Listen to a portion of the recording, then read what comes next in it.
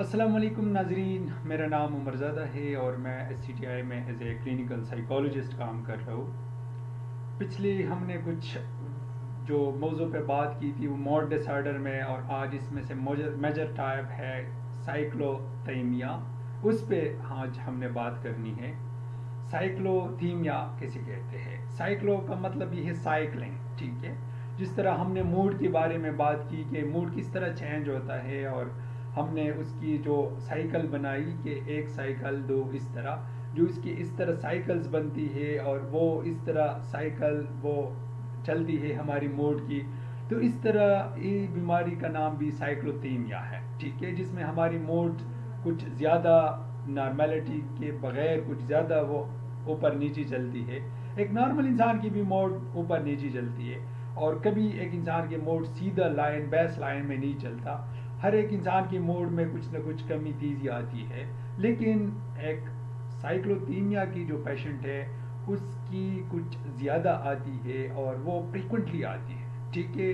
तो हम उसको साइक्लोथीमिया में डाल लेते हैं, ठीक है।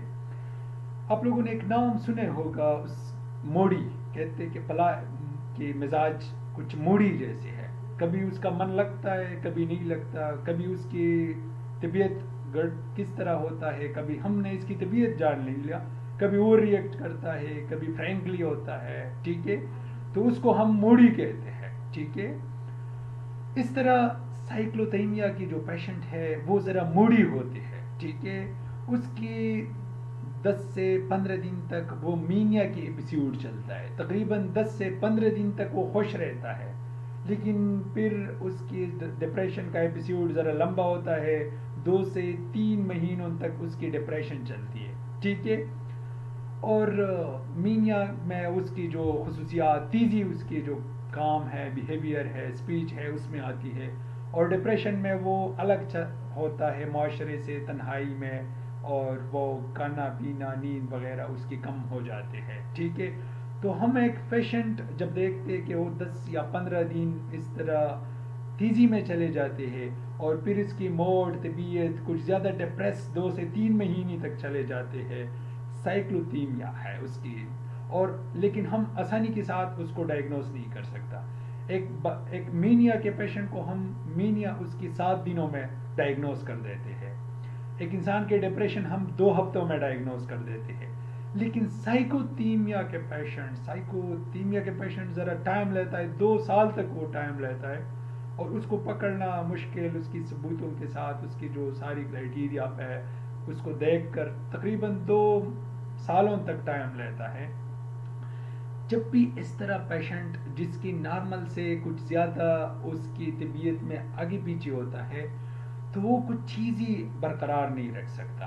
उसमें सबसे पहले रिलेशनशिप, ठीक है। घर के वालों से छोटे छोटे बात पे चड़चड़ापन, छोटी छोटी बात पे खुश भी होते हैं, मगर छोटे छोटे बात पे उसकी नाराज़गी आती है। और वो घर में लड़ाई झगड़ा रिश्तेदारों के साथ, और रिश्ते निभाना उसकी फिर मुश्किल हो जाती है।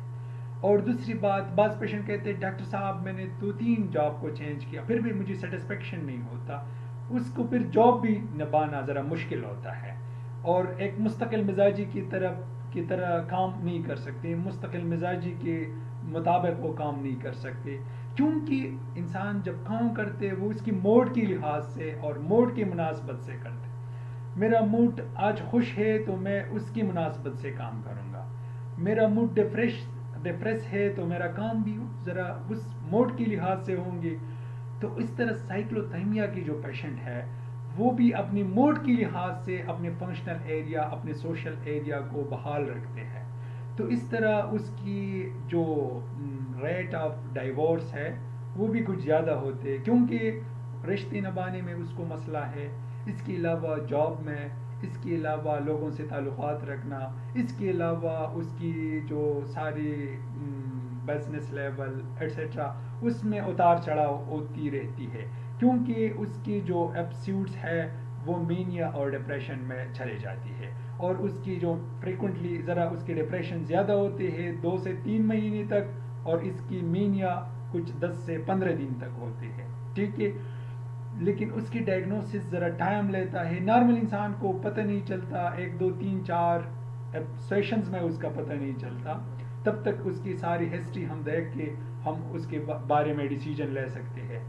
लेकिन कभी आप लोगों ने ये नहीं सोचना कि ये उसकी पर्सनैलिटी का हिस्सा है, चलते रहेगा। ठीक है, उसको हमने नहीं चलना है, क्योंकि वो ट्रीटेबल बीमारी है।